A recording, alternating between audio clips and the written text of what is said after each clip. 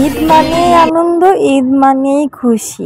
দীর্ঘ 1 মাস রোজা রাখার পরে এই খুশির দিনটা আমরা খুব আনন্দ সহকারে উদযাপন করি।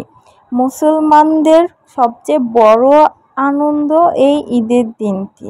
হ্যালো এভরিওয়ান, আসসালামু আলাইকুম। কেমন আছেন সবাই? আশা করি সবাই অনেক ভালো আছেন।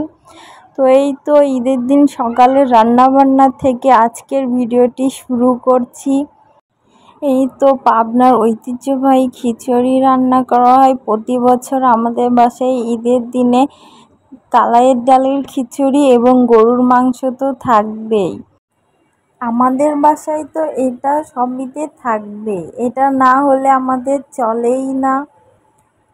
সব কিছুর ভিডিও তো করা সম্ভব হয়নি। ঈদের দিন তো সব সময় ঝামেলা থাকে, অনেক কাজ থাকে সকালে, এইভাবে তো ভিডিও করা সম্ভব হয়নি। সব কিছুরই একটু একটু ভিডিও করেছি।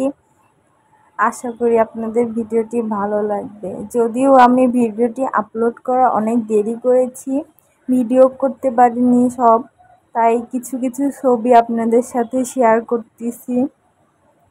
আমাদের ঈদের সকাল কীরকম কেটেছে, আমরা ঈদটা উদযাপন করেছি, তার কিছু কিছু ছবি আপনাদের সাথে শেয়ার করতেছি, কারণ এগুলোর ভিডিও তো আমার কাছে নাই, আমি ভিডিও করতে পারিনি এইগুলো। ঈদের দিনে তো সেভাবে কোনো প্ল্যান ছিল না, সারাদিন বাসাতেই ছিলাম। বিকালে একটু বের হয়েছিলাম, সারাদিন বাসায় থাকার পরে একটু বিকালের দিকে বের হয়েছি। আমার কাকার বাসায় গেছি, সেখানে তো আমার ভাস্তা এবং আমার মেয়ে খেলতেছে কীরকম দেখুন। ওরা দুইজনকে পেয়ে খুব খুশি, খুব মজা করতেছে। আমার ভাস্তা তো ওকে খুব আদর করতেছে।